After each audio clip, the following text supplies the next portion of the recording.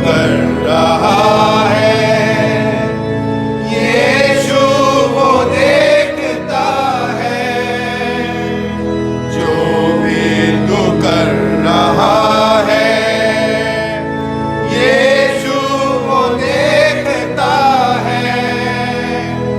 हर पल का तुझको इंसान, हर पल का तुझको इंसान तेरा हिसाब होगा।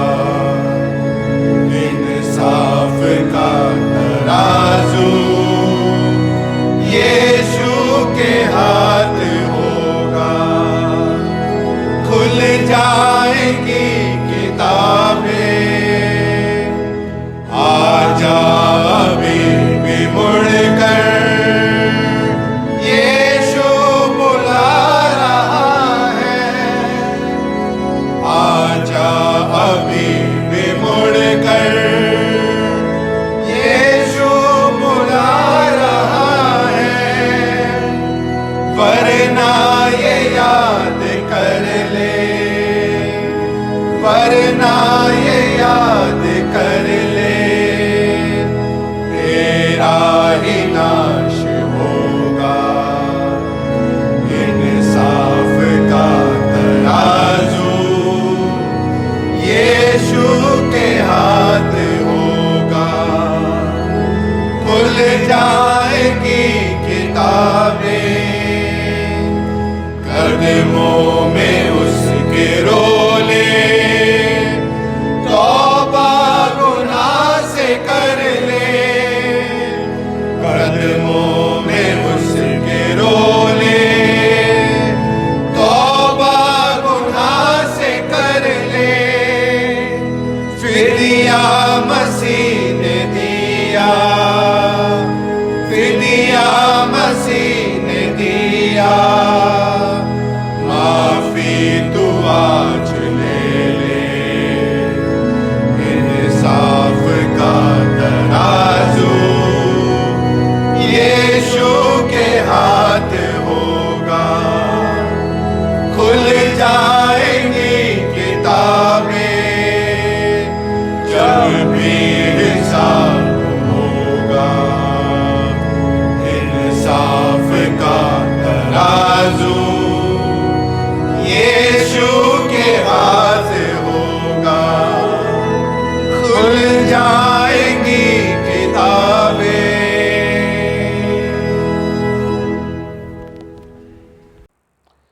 हमारे खुदावंद यीशु मसीह का फजल, खुदा बाप की मोहब्बत और रूल कुदूस की शराकत आप सब के साथ होती रहे। सेक्शन 4 और 5 एक साथ मिलकर कहें। ऐ तमाम कुदरत के खुदा, तेरे आगे सबके दिल का हाल खुला है। तुझे सबकी मुरादें मालूम हैं और तुझसे कोई भेद छिपा नहीं। अपने पाक रूह के असर से हमारे दिल के ख्यालों को पाक कर, ताकि हम तुझसे कामिल मोहब्बत रखें और लायक तौर पर तेरे पाक नाम की बढ़ाई करें, हमारे खुदावंद मसीह के वसीले से। आमीन। आलम बाला पर खुदा का जलाल और ज़मीन पर उसके लोगों में सुलह। खुदावंद खुदा आसमानी बादशाह, तमाम कुदरत के खुदा बाप, हम तेरी परस्तिश करते, तेरा शुक्र करते और तेरे जलाल के लिए तेरी हम्द करते हैं। ऐ खुदावंद यीशु मसीह, बाप के इकलौते बेटे, ऐ खुदावंद खुदा के बर्रे, तू जहान का गुनाह उठा ले जाता है, हम पर रहम कर। तू बाप के दाहिने बैठा है, हमारी दुआ कबूल कर। क्योंकि ऐ यीशु मसीह, तू ही कुद्दूस है, तू ही खुदावंद है, तू ही पाक रूह के साथ खुदा बाप के जलाल में आला है। आमीन। हम पढ़ेंगे भजन संहिता, उसका 51वां अध्याय, पहली आयत से 13वीं आयत तक। भजन संहिता 51वां अध्याय, पहली आयत से 13वीं आयत तक। हे परमेश्वर, अपनी करुणा के अनुसार मुझ पर अनुग्रह कर। अपनी बड़ी दया के अनुसार मेरे अपराधों को मिटा दे। मुझे भली भांति धोकर मेरा अधर्म दूर कर और मेरा पाप छुड़ाकर मुझे शुद्ध कर। मैं तो अपने अपराधों को जानता हूं और मेरा पाप निरंतर मेरी दृष्टि में रहता है। मैंने केवल तेरे ही विरुद्ध पाप किया और जो तेरी दृष्टि में बुरा है वही किया। ताकि तू बोलने में धर्मी और न्याय करने में निष्कलंक ठहरे। देख, मैं अधर्म के साथ उत्पन्न हुआ और पाप के साथ अपनी माता के गर्भ में पड़ा। देख, तू हृदय की सच्चाई से प्रसन्न होता है और मेरे मन ही में ज्ञान सिखाएगा। जूफा से मुझे शुद्ध कर तो मैं पवित्र हो जाऊंगा। मुझे धो और मैं हिम से भी अधिक श्वेत बनूंगा। मुझे हर्ष और आनंद की बातें सुना, जिससे जो हड्डियां तूने तोड़ डाली हैं वह मगन हो जाएं। अपना मुख मेरे पापों की ओर से फेर ले और मेरे सारे अधर्म के कामों को मिटा डाल। हे परमेश्वर, मेरे अंदर शुद्ध मन उत्पन्न कर और मेरे भीतर स्थिर आत्मा नए सिरे से उत्पन्न कर। मुझे अपने सामने से निकाल ना दे और अपने पवित्र आत्मा को मुझसे अलग ना कर। अपने किए हुए उद्धार का हर्ष मुझे फिर से दे और उदार आत्मा देकर मुझे संभाल। तब मैं अपराधियों को तेरा मार्ग सिखाऊंगा और पापी तेरी ओर फिरेंगे। यह परमेश्वर का वचन है। परमेश्वर अपने वचन के पढ़े और सुने जाने पर आशीष दें। आमीन।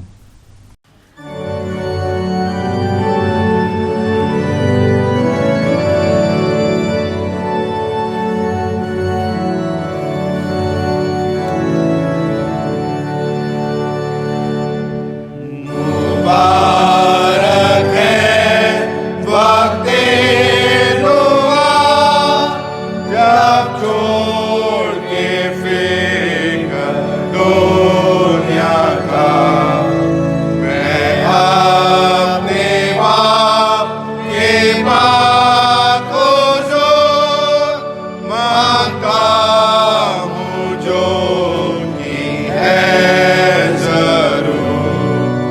दुआ से दो और गम किया, तस्कीन है पाप ये मेरी जान। आज़माइश में मैं जीता हूँ, जब जाकर दुआ मांगता हूँ। आज़माइश में मैं जीता हूँ,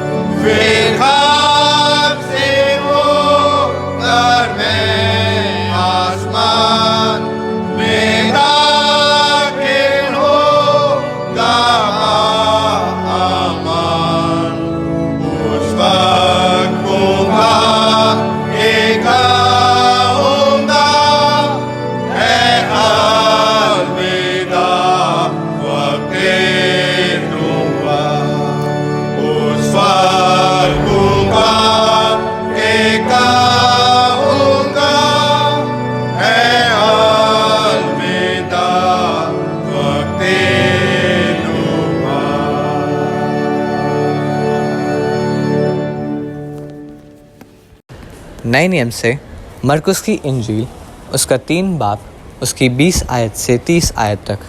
मरकुस 3:20 से 30। और वो घर में आया और ऐसी भीड़ इकट्ठी हो गई कि वे रोटी भी न खा सके। जब उसके कुटुंबियों ने ये सुना तो उसे पकड़ने के लिए निकले, क्योंकि कहते थे कि उसका चित ठिकाने नहीं है। और शास्त्री जो यरूशलेम से आए थे ये कहते थे कि उसमें शैतान है, और यह भी कि वो दुष्टात्माओं के सरदार की सहायता से दुष्टात्माओं को निकालता है। और वह उन्हें पास बुलाकर उनसे दृष्टांतों में कहने लगा, शैतान क्यों कर शैतान को निकाल सकता है, और यदि किसी राज्य में फूट पड़े तो वह राज्य क्यों कर स्थिर रह सकता है, और यदि किसी घर में फूट पड़े तो वह घर क्यों कर स्थिर रह सकेगा। और यदि शैतान अपना ही विरोधी होकर अपने में फूट डाले तो वो क्यों कर बना रह सकता है, उसका तो अंत ही हो जाता है। किंतु कोई मनुष्य किसी बलवंत के घर में घुसकर उसका माल लूट नहीं सकता, जब तक कि वो पहले से उस बलवंत को ना बांध ले, और तब उसके घर को लूट लेगा। मैं तुमसे सच कहता हूँ कि मनुष्यों की संतान के सब पाप और निंदा जो वो करते हैं क्षमा की जाएगी, परंतु जो कोई पवित्र आत्मा के विरुद्ध निंदा करे वो कभी भी क्षमा न किया जाएगा, वरन वो अनंत पाप का अपराधी ठहरता है, क्योंकि वे ये कहते थे कि उसमें अशुद्ध आत्मा है। ये मसीह की इंजील है। हम प्रार्थना करेंगे। प्यारे प्रभु जी, धन्यवाद करते हैं परमेश्वर आपका कि आपने एक बार फिर से ये अवसर दिया कि आपके वचन को सुन सकें, उस पर मनन कर सकें। प्रभु आपसे मांगते हैं पवित्र आत्मा के द्वारा आज जो वचन आपने हमें दिया है उसे समझने की सामर्थ्य भी हमें दें, ताकि परमेश्वर हम अपने मनों को टटोल सकें और परमेश्वर अपने मनों को दीन कर सकें, अपने मनों को आपके लिए तैयार कर सकें। प्रभु हमारी सहायता करें और वचन के द्वारा जब आप हमारी अगुवाई करते हैं हमारे जीवनों को अपनी महिमा के लिए तैयार भी करें। खुदावंद यीशु मसीह के नाम से मांगते हैं, आमीन। भजन संहिता भजन 51 उसके 17वीं आयत यहाँ इस प्रकार से लिखा है, टूटा मन परमेश्वर के योग्य बलिदान है, हे परमेश्वर तू टूटे और पिसे हुए मन को तुच्छ नहीं जानता। एक की स्टेटमेंट है इस भजन में। इस भजन का अगर हम आधार कहें, जिस आधार पर होकर दाऊद अपने आप को परमेश्वर के सामने रख रहा है, वो कथन हमें यहाँ पर मिलता है। और दाऊद अपने पाप का अंगीकार कर रहा है। दाऊद अपने मन को बदल कर अपनी रिपेंटेंस में, मन फिराव में आकर अपने आप को परमेश्वर के सामने लेकर आ रहा है। ये स्टेटमेंट इसलिए ज़रूरी है कि हम भी जब मन फिराव की बात करते हैं, रिपेंटेंस की बात करते हैं, अपने नए जन्म बॉर्न अगेन होने की बात करते हैं, तो हम इस आयत को कभी भी नेग्लेक्ट नहीं कर सकते, उसको कभी भी रिजेक्ट नहीं कर सकते, क्योंकि ये वो जगह है जो हमें बताती है कि मन फिराव के सही मायने क्या हैं, the true definition of repentance. जब रिपेंटेंस की बात होती है तो अक्सर इस तरीके से मन फिराव को परिभाषित किया जाता है, उसकी डेफिनेशन इस तरीके से दी जाती है कि मन फिराव एक किस्म से अपनी ज़िंदगी में एक राह पर चलते हुए, गलत राह पर चलते हुए जब हम आगे बढ़ते हैं तो यू टर्न है। जब हमें अपने गुनाहों का एहसास होता है, हम अपनी गलतियों को समझते हैं, तो उस गुनाहों से हम फिरते हैं, एक यू टर्न लेते हैं और सही रास्ते पर वापस लौट कर एक शुरुआत को नए तरीके से करते हैं। सही बात है, एक यू टर्न है जहाँ पर हमारे बदलाव आता है, हमारे विचारों में, हमारे एटीट्यूड में, हमारे बर्ताव में, उस किस्म से एक यू टर्न हम लेते हैं। लेकिन जब इस आयत को देखते हैं जो 17वें पद में हमें मिलती है भजन संहिता 51 के, तो ये बात समझ में आती है कि मन फिराव सिर्फ यू टर्न ही नहीं है। उस यू टर्न के प्रोसेस में जो मन फिराव का जो हमारा एक कार्य होता है, उसमें इंसान का टूटा हुआ होना, इंसान का पिसा हुआ होना, उसका अपने गुनाहों के नीचे क्रश किया जाना, बिल्कुल कुचला जाना, एक स्पीड ब्रेकर की तरह उस रास्ते पर काम करता है। अगर इंसान आगे बढ़ रहा है और वो सोचता है कि उसने अपने आप को दोबारा से समर्पित कर दिया है, समर्पण में ले आया है और सब कुछ ठीक हो जाएगा, तो वो काफ़ी नहीं है, क्योंकि जब तक मन फिराव में आपका टूटा हुआ मन, पिसा हुआ मन, आपका पूरा व्यक्तित्व आपके गुनाहों के बोझ से क्रश नहीं होता है, उस गुनाह के एहसास से, उस गुनाह की जो प्रवृत्ति है, उसका घिनौनापन है, उसका जो असर है, उसके कॉन्सिक्वेंसेस जो हैं, उस बात को सोचकर पूरे तरीके से क्रश नहीं होता है, तो आपका मन फिराव, आपका रिपेंटेंस कभी भी पूरा नहीं हो सकता। इसलिए ज़रूरी है कि हम इस बात को समझें कि मन फिराव के लिए हमारा पिसा हुआ होना, हमारे दिल का कंट्राइट होना, टूटा हुआ होना बहुत ज़रूरी है। We need to be broken over our sins. हमारी ब्रोकननेस, हमारा टूटा हुआ होना हमारे मन फिराव का सबसे अहम एलिमेंट है। और जब हम आज के कल्चर को देखते हैं, आसपास के बातों को देखते हैं, लोगों को देखते हैं, तो अक्सर ये कहा जाता है कि हमें किसी भी किस्म की डिस्कम्फर्ट, परेशानी या बेचैनी में नहीं होना चाहिए। थोड़ी सी भी परेशानी होती है, बेचैनी होती है, डिस्कम्फर्ट होती है, तो हम चाहते हैं कि इससे बड़ी जल्दी निजात हमें मिल जाए। हम काउंसलिंग का सहारा लेते हैं, हम लोगों के पास जाते हैं, हम सलाह मशवरा करते हैं, और हमें अक्सर ये बताया जाता है कि इस डिस्कम्फर्ट को जितना जल्दी हो सके दिल दिमाग से दूर कर दिया जाए।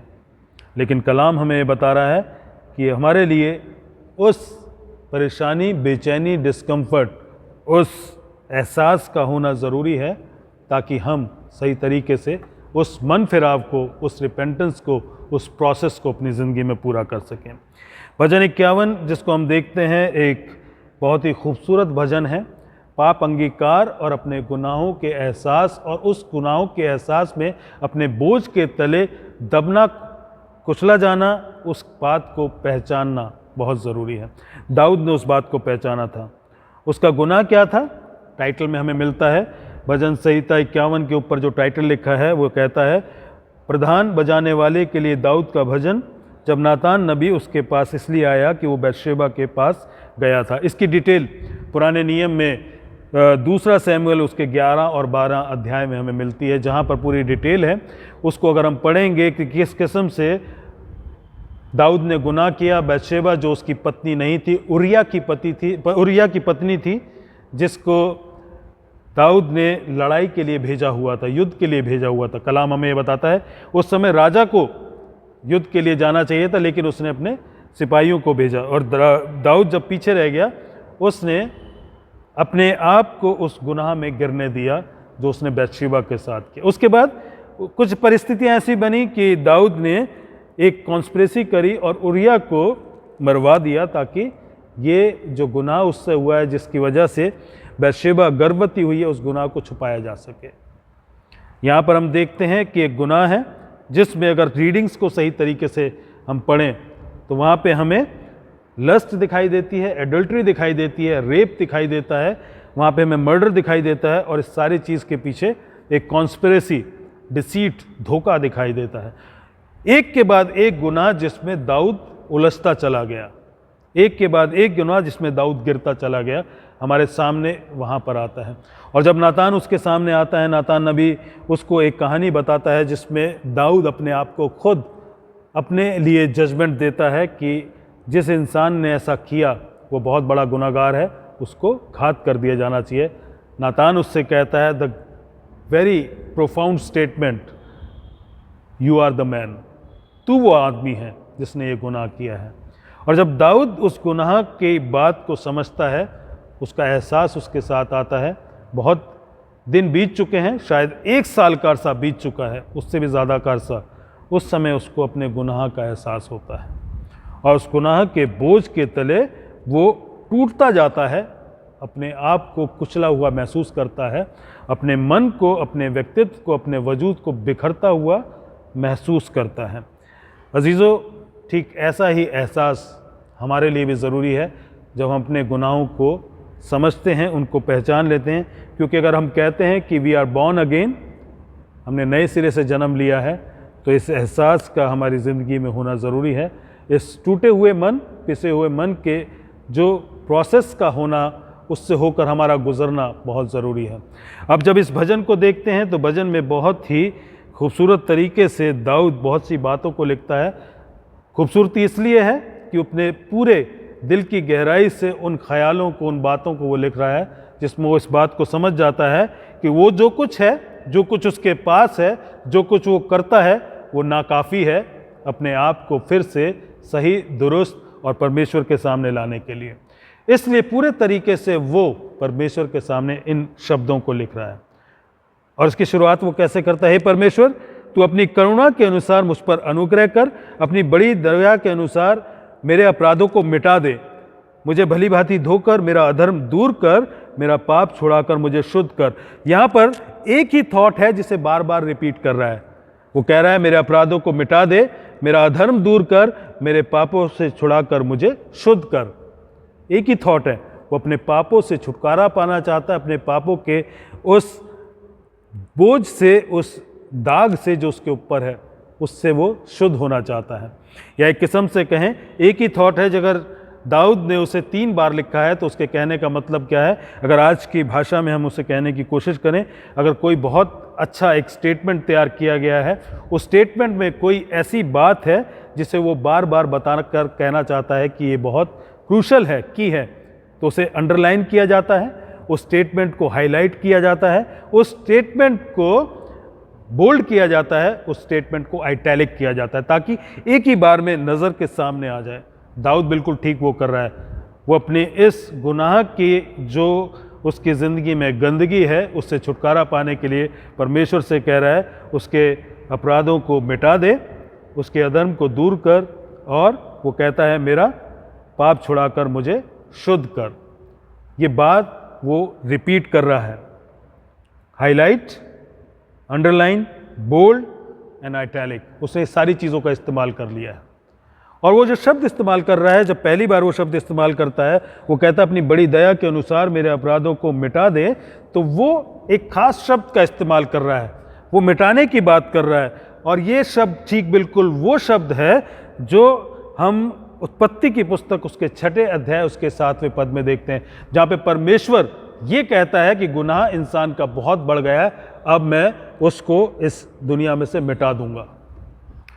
वही शब्द है, मखा शब्द का इस्तेमाल किया गया इब्रानी भाषा में दोनों जगह। और ये जो शब्द है, इसका इस्तेमाल जब जेनेसिस में किया गया था, उस समय परमेश्वर ने कहा कि गुनाह इंसान का बहुत बढ़ गया है, इसलिए बाढ़ के समय, नूह की बाढ़ के समय परमेश्वर इस स्टेटमेंट को देते हैं। वो कहना चाह रहे हैं I will wipe out, I will remove all that is unclean. परमेश्वर कह रहे हैं कि वो स्लेट को एक बार फिर से साफ करके नई शुरुआत करना चाहते हैं। He wants to wipe the slate clean. और ठीक वही शब्द दाऊद इस्तेमाल कर रहा है। वो कह रहा है मेरे अपराधों को मिटा दे। He wants to start afresh. वो चाहता है कि जो कुछ उसकी ज़िंदगी में गलत है, जो कुछ उसकी ज़िंदगी में गंदा है, जो कुछ उसको गुनाह में लेकर जाता है, जो कुछ उसको गुनाह में लेकर गया, वो सब को मिटा दे, ताकि वो एक नई शुरुआत कर सके। अजीज़ों, परमेश्वर ने एक नई शुरुआत की बात जो उत्पत्ति में की थी, दाऊद बिल्कुल ठीक वही विनती परमेश्वर से कर रहा है। वो कह रहा है मुझे भली भांति धोकर मेरा अधर्म दूर कर। यहाँ पर धोने की बात है, और जब धोने की बात है तो हमारे सामने कुछ इमेजरीज आ सकती हैं। हम किस किस्म से आज अपने कपड़ों को धोते हैं? वॉशिंग मशीन में ज़्यादातर लोग अपने कपड़ों को धोते हैं। और जब वॉशिंग मशीन में धोते हैं तो शायद हमें पूरी पिक्चर समझ में नहीं आती, लेकिन अगर उस समय में जाएं जिस समय की बात दाऊद कर रहा है कि वो कहता है मुझे भली भांति धोकर मेरा अधर्म दूर कर, आप इमेजिन कर सकते हैं कि एक नदी के किनारे या एक ऐसी जगह पर, या अपने पुराने समय में भी जब वॉशिंग बोर्ड पर या एक ऐसे घर में जहाँ पर वॉशिंग मशीन नहीं थी, उस घर में कपड़ों को धोया जाता था। तो घर में जब लेडीज़ लगातार कपड़ों को धोया करती थी, साफ़ करती थी, तो उन्हें बुरी तरह से पटका जाता था। एक लकड़ी का एक थापी की तरह, जिसे वुडन बैट कहा जाता था, उसे इस्तेमाल किया जाता ताकि उसे पीटा जाए, ताकि उसके मैल को क्रश किया जा सके, नरम किया जा सके। और उसके बाद उसे रगड़ा जाता था ताकि पूरे रगड़ने से, उस पीटे जाने से और बार बार पटके जाने से जो मैल है पूरे तरीके से धुल कर बाहर निकल सके। और ये प्रोसेस आसान नहीं था। जो प्रोसेस करता था उसको मेहनत लगती थी करने में, और जिस कपड़े पे प्रोसेस किया जाता था उसे एक बहुत पेनफुल तरीके से, अगर हम उसे इमेजिन करें, होकर निकलना पड़ता था।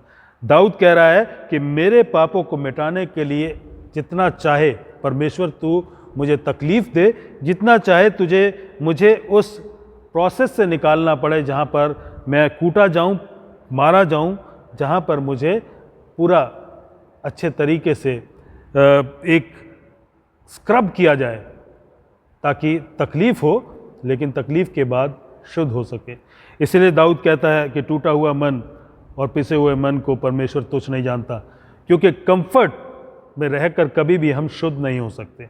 और जिस डिस्कम्फर्ट में हम आते हैं अपने गुनाहों की वजह से, उस बेचैनी में आते हैं, उस बेचैनी से निकलने के लिए ये ज़रूरी है कि हम उस प्रोसेस से होकर निकले जहाँ पर हमारा मन टूटे, हमारा मन पिसे और हम पूरी तकलीफ़ को समझ सकें।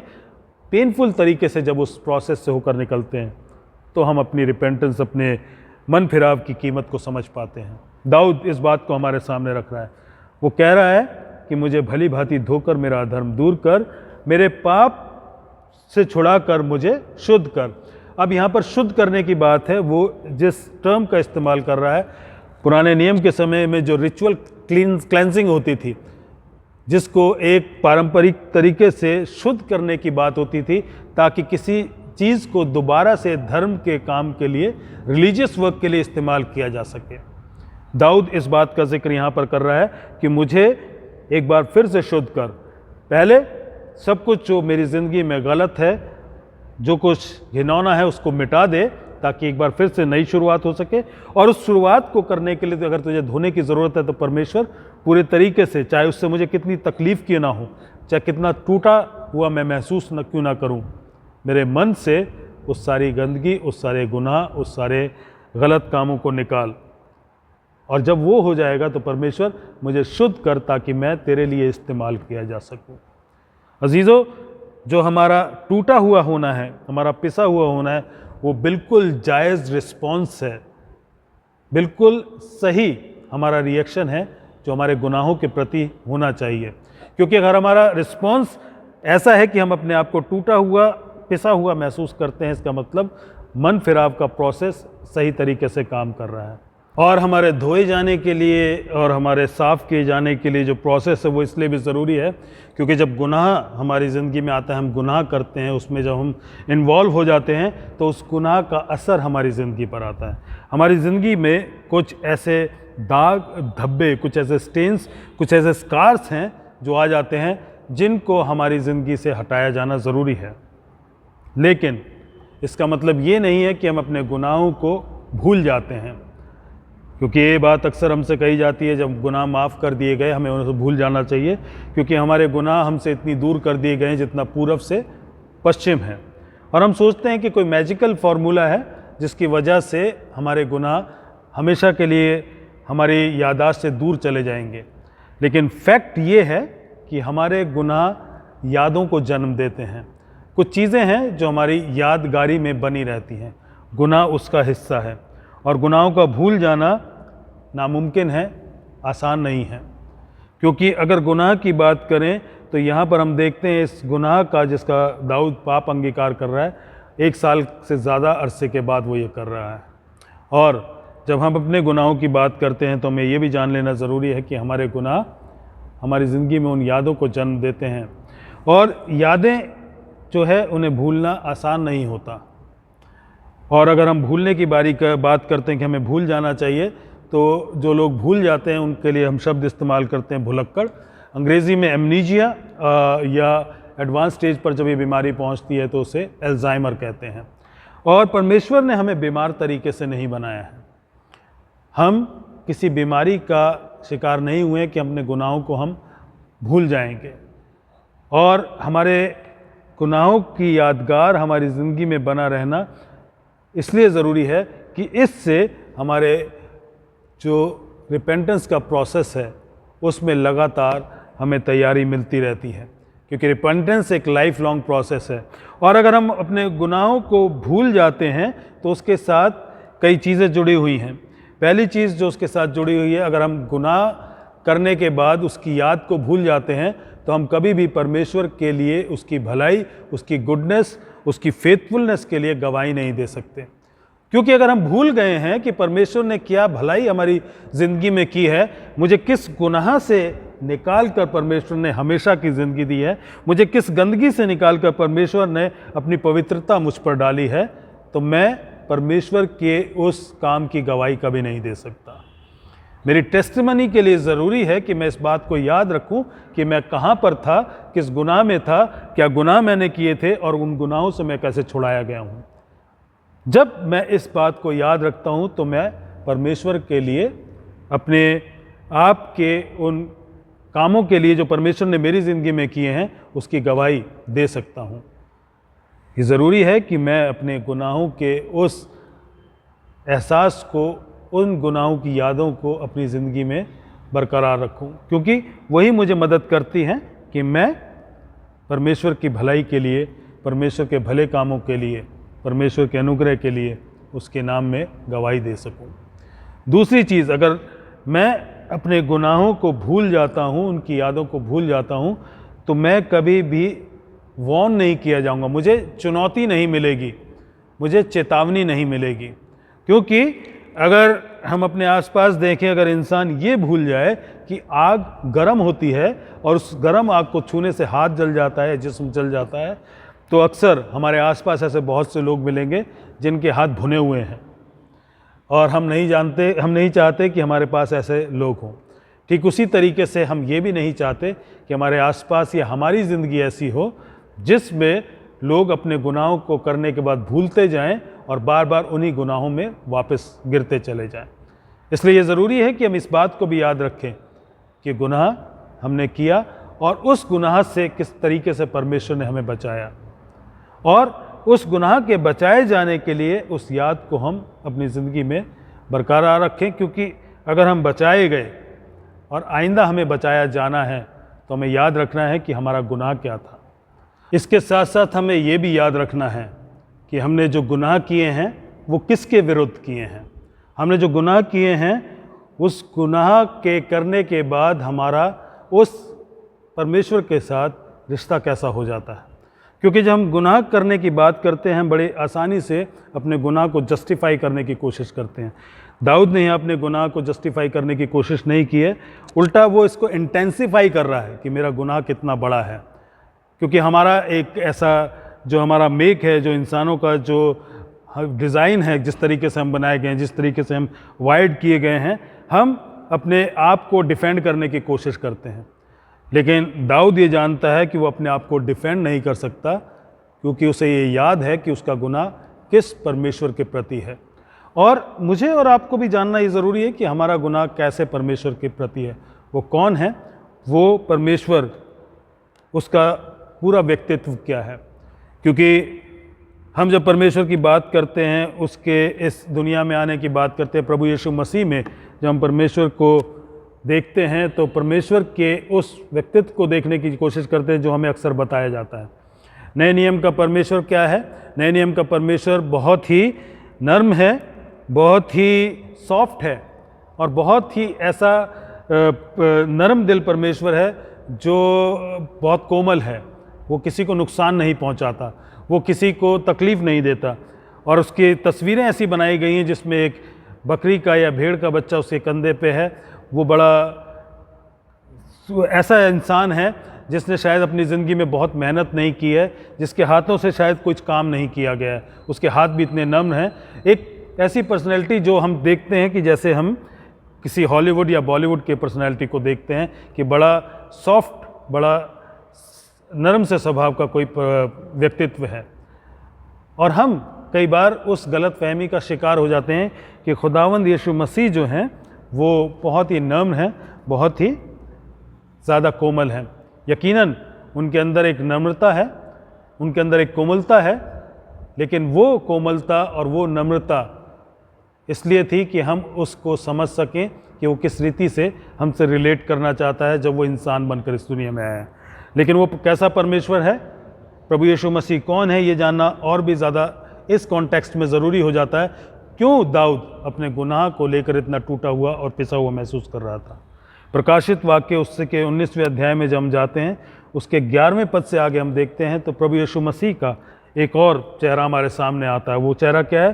फिर मैंने स्वर्ग को खुला हुआ देखा और देखता हूँ कि एक श्वेत घोड़ा है और उस पर एक सवार है जो विश्वास योग्य और सत्य कहलाता है, और वो धर्म के साथ न्याय और युद्ध करता है। Now he is a warrior. उसकी आंखें आग की ज्वाला हैं, ही इज़ एंग्री, और उसका सिर उसके सिर पर बहुत से राजमुकुट हैं और उन पर लिखा है उसको छोड़ और कोई नहीं जानता। वो लहू छिड़का हुआ वस्त्र पहने हैं और उसका नाम परमेश्वर का वचन है। स्वर्ग की सेना श्वेत घोड़े पर सवार और श्वेत उस शुद्ध मलमल पहने हुए उसके पीछे पीछे हैं। जाति जाति को मारने के लिए उसके मुंह से चोखी तलवार निकलती है। वो लोहे का राजदंड लिए हुए है और उन पर राज्य करेगा और सर्वशक्तिमान परमेश्वर का के भयानक प्रकोप की जलजलाहट की मदरिया के कुंड में दाख रोंदेगा। और उसके वस्त्र पर क्या लिखा है, उसके अंग पर क्या लिखा है? राजाओं का राजा, प्रभुओं का प्रभु। ये वो परमेश्वर है जिसके खिलाफ हमने गुनाह किया है। ये वो परमेश्वर है जो अपना कहर हमारे ऊपर बरसा सकता है। ये वो परमेश्वर है जो बहुत ज़्यादा नरम और बहुत ज़्यादा कोमल, बहुत ज़्यादा सॉफ्ट पर्सनैलिटी में हमें दिखाई नहीं देगा। अजीज़ों, हम अगर गुनाह करते हैं, इस परमेश्वर के खिलाफ गुनाह करते हैं। और हम खुदावंद यीशु मसीह की जब इस तस्वीर को प्रकाशित वाक्य में देखते हैं तो हमारे रोंगटे खड़े हो जाने चाहिए, क्योंकि हम अपने गुनाह को आसानी से हल्के में नहीं ले सकते। क्योंकि जो भी गुनाह है, दाऊद कहता है किसके विरुद्ध है? वो सिर्फ और सिर्फ परमेश्वर के विरुद्ध है। भजन 51 में लिखता है। और ये परमेश्वर वो परमेश्वर है जिसने अपने खुद के बेटे को उस कहर से अलग नहीं होने दिया। जब उसके ऊपर सारी दुनिया के गुनाहों का बोझ आया, उसको इसने क्रश किया, उसको तोड़ा और उसके द्वारा, उसके बलिदान के द्वारा, उस कहर के नीचे तोड़े जाने के द्वारा हम सब माफ़ किए गए। तो अजीज़ों, मैं और आप उसके कहर से कैसे बच सकते हैं? हमें उसके कहर को समझना है। इसलिए हमें उस बोझ के नीचे तोड़े जाने के एहसास को भी समझना है, ताकि हम भी अपने गुनाहों के उस एहसास को समझें, उसे हल्के में ना लें और ये ना सोचें कि हम उसे भूल जाएंगे। क्योंकि जब हम ऐसा करते हैं तो हम अपने आप को इस किस्म से परमेश्वर के हाथों में सौंपते हैं, जब वो परमेश्वर हमें अपने कहर, अपने क्रोध में पूरे तरीके से ख़त्म कर सकता है। बड़ा एक खूबसूरत कलाम है एडवर्ड के द्वारा जो दिया गया था, man in the hands of angry God. अजीज़ों, हम इस बात का ध्यान रखें कि हम परमेश्वर, जो कि बहुत ज़्यादा गुस्से में, क्रोध में आ सकता है गुनाह को देखकर, उसके हाथों में ना पड़ें। उससे बचने के लिए ज़रूरी है कि हम अपने आप को गुनाहों के बोझ के नीचे टूटा हुआ, कुचला हुआ, पिसा हुआ पाएँ। अपनी रिपेंटेंस में जब हम यू टर्न लेते हैं तो उस एहसास को समझकर सही तरीके से अपने आप को परमेश्वर के हाथ में सौंपें, उसके सामने लेकर जाएं, सही तरीके से उससे विनती करें कि वो हमारे गुनाहों को धोकर हमें साफ़ करे, हमें शुद्ध करे और अपने लिए फिर से इस्तेमाल करे। क्योंकि इस भजन में जो दाव पर लगा है, वो भजन में हमें 13वें पद में मिलता है। वहाँ पर लिखा है, तब मैं अपराधियों को तेरा मार्ग सिखाऊंगा और पापी तेरी ओर भिड़ेंगे। तब मैं तेरे लिए इस्तेमाल किया जा सकूँगा, तब मैं तेरे लिए किसी काम का पात्र बन पाऊँगा। अजीज़ों, पहली चीज़, हमें अपने गुनाहों का एहसास होना ज़रूरी है। दूसरी चीज़, हमने गुनाह कैसे परमेश्वर के विरुद्ध किया, ये जानना समझना ज़रूरी है। तीसरी चीज़, हमें ये जानना ज़रूरी है कि अगर हम माफ़ नहीं किए जाते, शुद्ध नहीं किए जाते, तो हम परमेश्वर के लिए इस्तेमाल भी नहीं किए जा सकते। इसलिए जब हम पाप अंगीकार करें तो पूरे टूटे हुए दिल से, पिसे हुए दिल से परमेश्वर के सामने आए और अपने पाप को सही तरीके से अंगीकार में लेकर आए। अपने आप को जस्टिफाई करने की कोशिश ना करें, अपने आप को, अपने गुनाह को हल्का करने की कोशिश ना करें। क्योंकि दाऊद ने इस बात को समझा, इस बात को भजन 51 में लिखा और वो चाहता है कि हम भी इस चीज़ के साथ रिलेट कर सके। परमेश्वर ये चाहते हैं कि हम इस भजन के साथ जो हमारे लिए वचन में लिखा गया है उसको समझकर अपनी ज़िंदगी में उतारें, ताकि हमारा मन फिराव सही हो, सच्चा हो, पूरा हो सके। आइए हम प्रार्थना करें। खुदावंद, शुक्रगुजार हैं आपकी तमाम बरकतों के लिए, और सबसे बड़ी बरकत जो आपने हमें दी है खुदावंद यीशु मसीह की सूरत में आपने हमें एक नजात दहिंदा दिया। और खुदावंद, ये नजात हमें बहुत आराम से या आसानी से नहीं मिली, उसके लिए परमेश्वर आपने बहुत बड़ा बलिदान दिया। प्रभु, आपने उस कहर को अपने ऊपर उस क्रूस पर सहा, जिसके नीचे आपको कुचला गया, तोड़ा गया। वो उन गुनाहों का बोझ था जो परमेश्वर के कहर में मिलकर आपको तोड़ रहा था। प्रभु होने दें कि हम उस गुनाह के एहसास को अपनी ज़िंदगी में समझ सकें और उस गुनाह के बोझ से हम भी तोड़े जाएं, हमारे मन पिसें, ताकि हम सही तरीके से मन फिराव कर सकें। प्रभु हमारी सहायता करें। ये हमसे नहीं हो सकता, सिर्फ आप कर सकते हैं। सिर्फ आप ही हमें धो के शुद्ध कर सकते हैं, आप ही हमारे पापों को मिटा सकते हैं और आप ही खुदावंद एक बार फिर से अपनी महिमा, अपने जलाल के लिए हमें इस्तेमाल कर सकते हैं। इसलिए प्रभु हम अपने आप को आपके हाथों में सौंपते हैं, ताकि परमेश्वर हम आपके द्वारा एक बार फिर से इस्तेमाल भी की जा सके। खुदावंद यीशु मसीह के नाम में मांगते हैं, आमीन।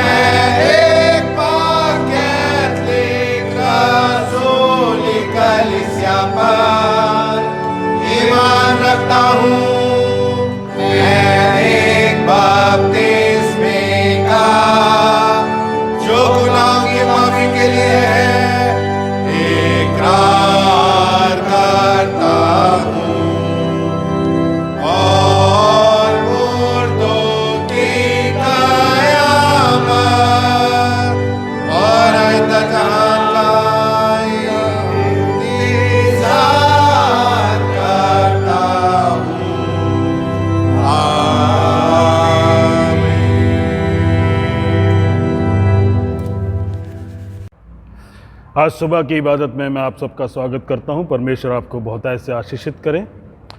अभी भी हम इन ऑनलाइन सर्विसेज में शामिल हो रहे हैं क्योंकि अभी तक ये इजाज़त नहीं मिली है कि गिरजाघरों में इबादत हो सके, और गिरजाघरों में इबादत करना अभी अलाउड नहीं है। इसलिए हम लगातार इसी तरीके से इन ऑनलाइन सर्विसेज में आगे भी शामिल होते रहेंगे जब तक नए निर्देश सरकार की तरफ से नहीं आ जाते। मेहरबानी से आप पेशेंस रखिए, अपने आप को उन नियमों का पालन करने के लिए हमेशा तैयार रखें। आज हम कंफर्मेशन क्लास नहीं करेंगे क्योंकि थोड़ा सा हेक्टिक शेड्यूल है। मेहरबानी से जो कंफर्मेशन के कैंडिडेट्स हैं वो इस बात को नोट कर लें कि आज हम कंफर्मेशन की क्लास नहीं कर रहे हैं, और जब क्लास होगी उसके बारे में आपको बता दिया जाएगा, आपको इत्तला दे दी जाएगी। अभी भी हम लगातार बीमारों के लिए दुआ कर रहे हैं, उन लोगों के लिए जो इस बीमारी से जूझ रहे हैं या और भी दूसरी बीमारियां हैं जिनसे लोग परेशान हैं, उनके लिए हम प्रार्थना कर रहे हैं। और हम उनके लिए भी प्रार्थना कर रहे हैं जो इनका इलाज कर रहे हैं, जो इनकी सेवा टहल कर रहे हैं। आइए हम प्रार्थना करें। प्यारे बापा आसमानी, शुक्रगुजार हैं आपके कि आपने अपनी बरकत में हम सब को बना के रखा है। और खुदावंद आपसे मांगते हैं कि वो लोग जो आपकी कलीसिया के हैं, आपके लोग हैं जो बीमार हैं, खुदावंद आप उन पर अपने अनुग्रह का हाथ रखें, अपनी शिफा उनके शरीरों में भेजें ताकि खुदावंद वो अच्छे स्वास्थ्य को पा सकें, तंदुरुस्त हो सकें और एक बार फिर से एक सेहतमंद ज़िंदगी को एंजॉय कर सकें। परमेश्वर आप उनकी सहायता करें, मदद करें और अपनी शिफा को उनके जिस्मों में काम करने दें ताकि खुदावंद जो लोग बीमारी से मायूस हैं वो आप में आनंदित हो सकें, और परमेश्वर अपने बीमारी के बिस्तर से उठकर आपकी महिमा, आपका जलाल करने वाले हों। खुदावंद वो लोग जो इनकी तीमारदारी करते हैं, सेवा टहल करते हैं, उनको भी आपके हाथों में सौंपते हैं। खुदावंद आप उनकी भी सुधीरें, उनको भी खुदावंद आप अच्छे स्वास्थ्य में बना कर रखें। ख़ास तौर से जो इलाज किया जाता है और जो डॉक्टर्स इलाज करते हैं, परमेश्वर उनको भी आपके हाथों में सौंपते हैं। प्रभु आप उनके हाथों को और भी ज़्यादा काबिल बनाएं, दवाइयों को और भी ज़्यादा परमेश्वर जिस्मों में काम करने की क्षमता दें। और परमेश्वर इसके साथ साथ वो लोग जो और भी सेवा में इन्वॉल्व रहते हैं उनको भी आप संभालें, चाहे वो पैरामेडिक स्टाफ हैं या जितने भी हेल्पिंग स्टाफ हैं। खुदावंद आप उनकी भी सहायता मदद करें। खुदावंद आपसे मांगते हैं कि अपने लोगों को आप संभाले रखें और परमेश्वर उनको अपने आने वाले दिनों में अपने जलाल के साथ खुदावंद हिस्सेदारी में आगे बढ़ाएं ताकि परमेश्वर वो आप में होकर हमेशा आनंदित रह सके। खुदावंद यीशु मसीह के नाम से मांगते हैं, आमीन। आइए हम सब इंसानों के लिए दुआ करें और अपनी दुआओं को खुदावंद यीशु मसीह की दानी सिफारिश के साथ पेश करें। आए आसमानी बाप, हम तुझसे दुआ करते हैं कि सारे जहान में इंसाफ और सुलह कायम हो और हर इंसान बहुतायत से ज़िंदगी पाए। आए रहीम खुदावन, हमारी दुआ सुन।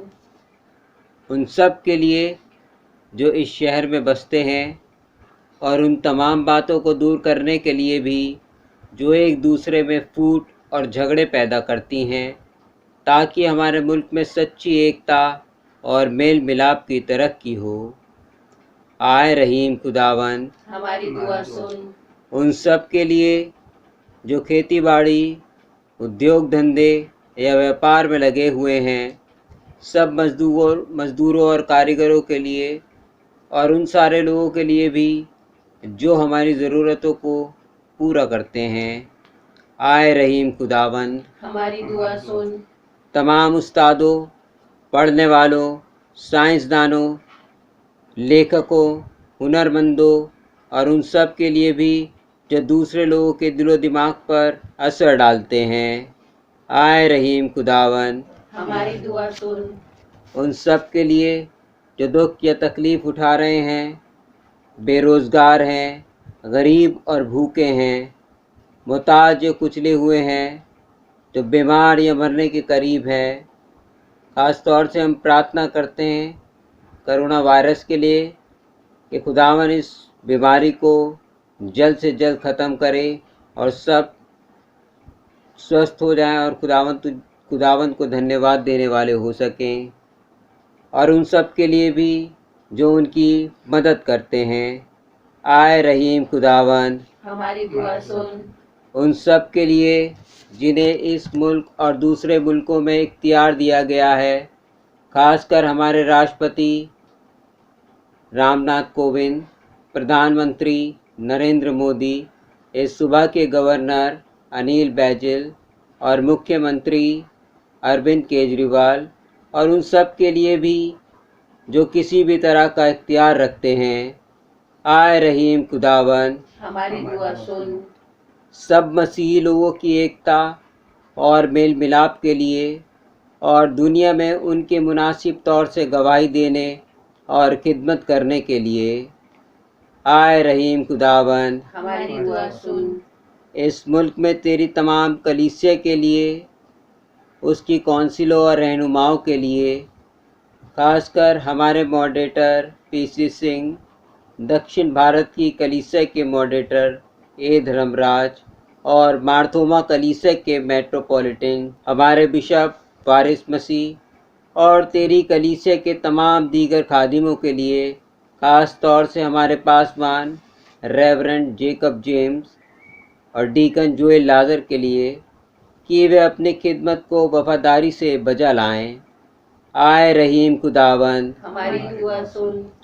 ये बख्श कि तेरे उन तमाम लोगों के साथ जिन्होंने वफादारी से इस दुनिया में तेरी खिदमत की है, हम भी तेरी बादशाही की अब्दी खुशी में शरीक हों। आए रहीम खुदावन, हमारी दुआ सुन। आए आसमानी बाप, अपनी बादशाही जल्ला और हमारी इन दुआओं को कबूल फरमा जो हम तेरे बेटे और अपने खुदावंद और मुंजी यीशु मसीह के नाम के वसीले से पेश करते हैं।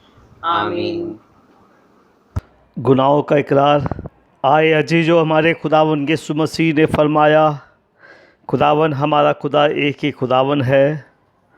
तो खुदावन अपने खुदा से अपने सारे दिल और अपनी सारी जान और अपनी सारी अकल और अपनी सारी ताकत से मोहब्बत रख। पहला हुक्म यही है। दूसरा यह है कि तो अपने पड़ोसी से अपने बराबर मोहब्बत रख। इनसे बड़ा और कोई हुक्म नहीं। खुदा ने दुनिया से ऐसी मोहब्बत रखी कि उसने अपना इकलौता बेटा यीशु मसीह बख्श दिया कि हमें गुनाहों से बचाए, आसमान में हमारे लिए सिफारिश करे और हमें हमेशा की ज़िंदगी को पहुँचाए। इसलिए आइए हम तौबा ईमान के साथ अपने गुनाहों का इकरार करें। हम खुदा के फजल से उसके हुक्मों को मानने का और सब लोगों के साथ मेल और मोहब्बत से रहने का पक्का इरादा करें। आए तमाम कुदरत के खुदा, हमारे आसमानी बाप, हमने ख्याल, कौल और फ़ेल से और अपने ही साथियों के ख़िलाफ़ गुनाह किया है। हमने अपनी नादानी और कमज़ोरी के बाइस और जानबूझकर भी बुराई की है और भलाई करने में नाकामयाब रहे हैं। इन सब के लिए हम निहायत गमगीन हैं और तौबा करते हैं। तेरे बेटे यीशु मसीह ने हमारे लिए अपनी जान कुर्बान की है। उसी की खातिर हमसे जो कुछ हुआ है माफ़ फरमा और ये बख्श कि हम आगे को नई ज़िंदगी में तेरी खिदमत बजलाएँ ताकि तेरे पाक नाम का जलाल जाहिर हो। आमीन। तमाम कुदरत का खुदा उन सब को माफ़ करता है जो अपने साथियों को माफ़ करते और सच्चे दिल से तौबा करते हैं। वो हम पर रहम करे, हमारे सब गुनाहों को बख्शे और उनसे हमको रिहाई दे। हर तरह की नेकी में हमको मुस्तकमिल मजबूत करे और हमें हमेशा की ज़िंदगी में कायम रखे, हमारे खुदावंद यीशु मसीह के वसीले से। आमीन।